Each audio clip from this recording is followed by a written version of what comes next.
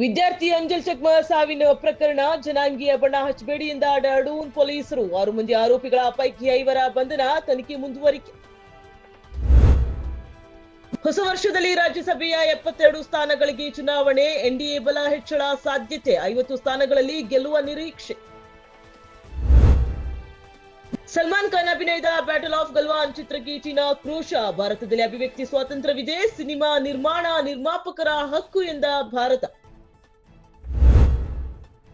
ಬಾಂಗ್ಲಾದೇಶ ಮೂಲದ ಸಂಘಟನೆಯೊಂದಿಗೆ ನಂಟು, ಅಸ್ಸಾಂ ತ್ರಿಪುರಾದಲ್ಲಿ 11 ಜನರ ಬಂಧನ, ಪತ್ರಿಕಾಗೋಷ್ಠಿಯಲ್ಲಿ ಗುವಾಹಟಿ ಪೊಲೀಸ್ ಆಯುಕ್ತ ಪಾರ್ಥಸಾರಥಿ ಮಾಹಿತಿ. ತನ್ನ ಸೊಂಟದಲ್ಲೇ ಇದ್ದ ಗನ್ ಈತನ ಸಾವಿಗೆ ಕಾರಣವಾಯಿತು. ಸೊಂಟದಲ್ಲಿದ್ದ ಗನ್ ಗುಂಡು ಸಿಡಿದು ಅನಿವಾಸಿ ಭಾರತೀಯ ಸಾವು, ಹರ್ಪಿಂದರ್ ಸಿಂಗ್ ಮೃತ ದುರ್ದೈವಿ, ಪಂಜಾಬ್ ಫಿರೋಜ್ಪುರದಲ್ಲಿ ನಡೆದ ದುರ್ಘಟನೆ.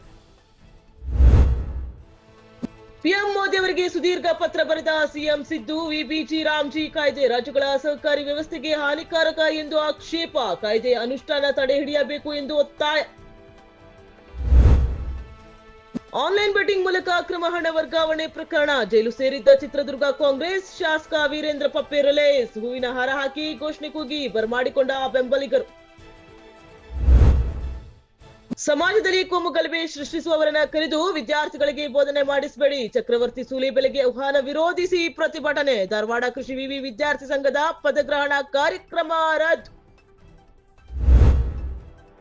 ಡೊನಾಲ್ಡ್ ಟ್ರಂಪ್ಗೆ ಇಸ್ರೇಲ್ ಶಾಂತಿ ಪ್ರಶಸ್ತಿ ಘೋಷಿಸಿದ ಬೆಂಜಮಿನ್ ನೆತಾನ್ಯು, ಕೊನೆಗೂ ಗೆಳೆಯನ ಆಸೆ ಈಡೇರಿಸಿದ ಇಸ್ರೇಲ್ ಪ್ರಧಾನಿ.